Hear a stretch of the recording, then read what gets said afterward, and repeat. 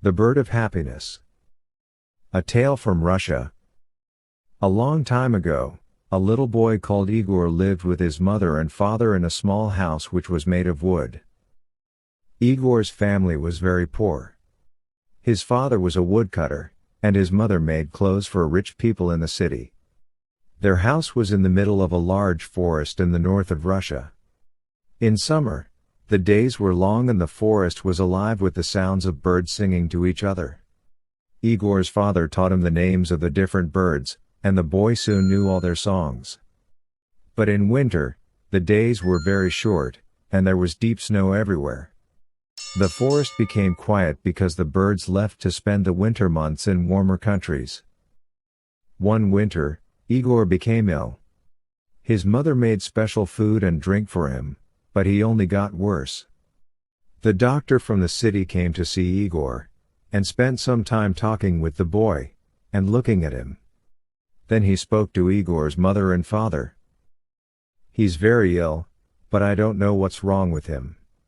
This winter many young children all over the country are becoming ill and dying, and nobody knows why. I'm sorry, but there's nothing that I can do to help. Give him lots of good things to eat, and make sure that he gets lots of sleep." During the next few days, Igor got worse. He became iller and iller. He spent all day in bed, and became bored with his toys. His father brought him little things from the forest to try to make him forget that he was ill, but he was not interested in anything. His face became white, and he didn't want to eat. Sometimes at night he had a fever, and then he dreamt that he was flying above the forest, looking at his family's little house far below him.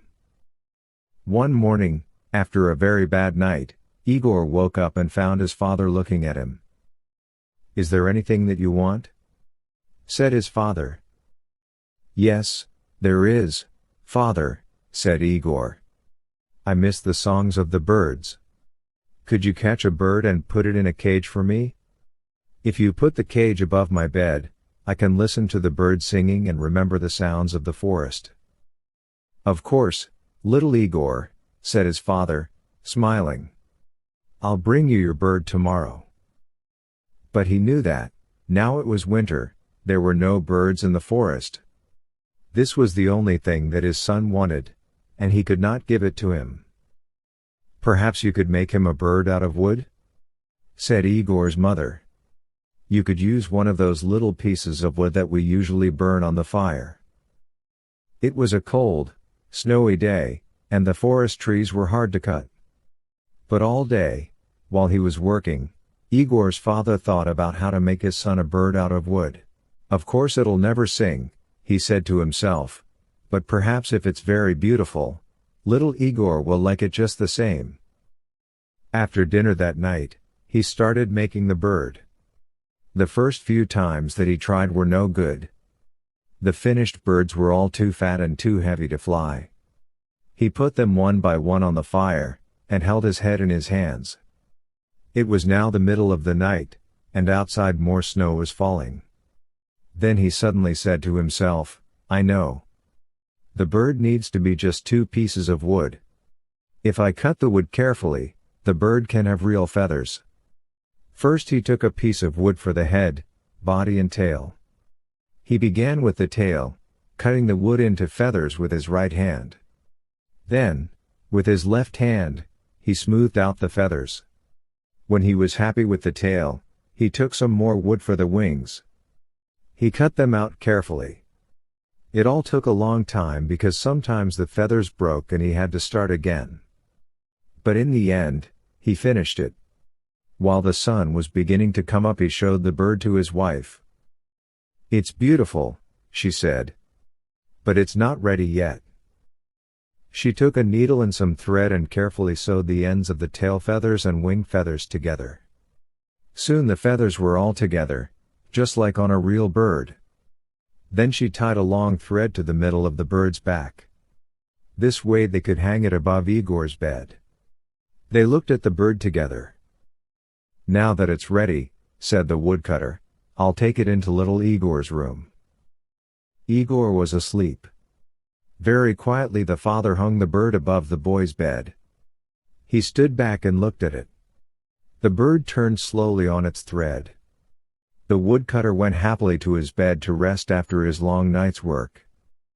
Later that morning, he went back into Igor's room. The bird was turning slowly above Igor's head. His son was watching the bird carefully. There was a light in his eyes for the first time in many weeks. "It's beautiful, father," said Igor. "Thank you. But I've never seen a bird like it before in the forest."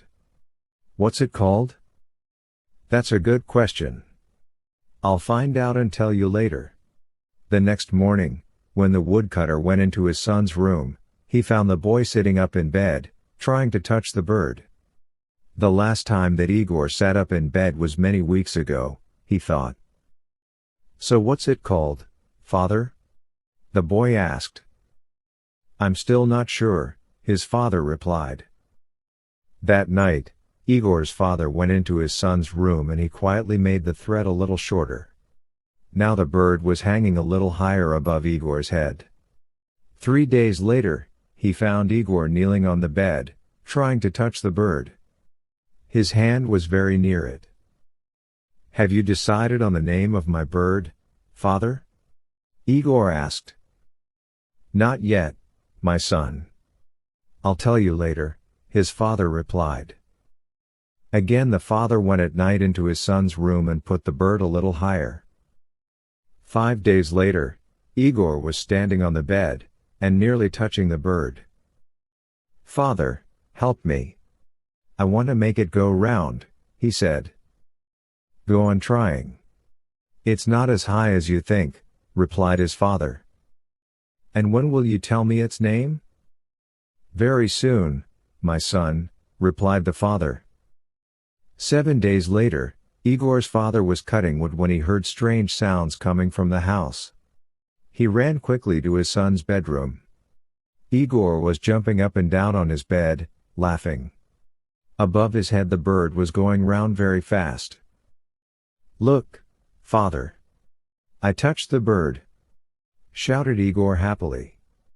"Now, please tell me. What's its name?" "It's called the bird of happiness," his father replied. And his mother, standing at the door, smiled to see her young son so full of life once more.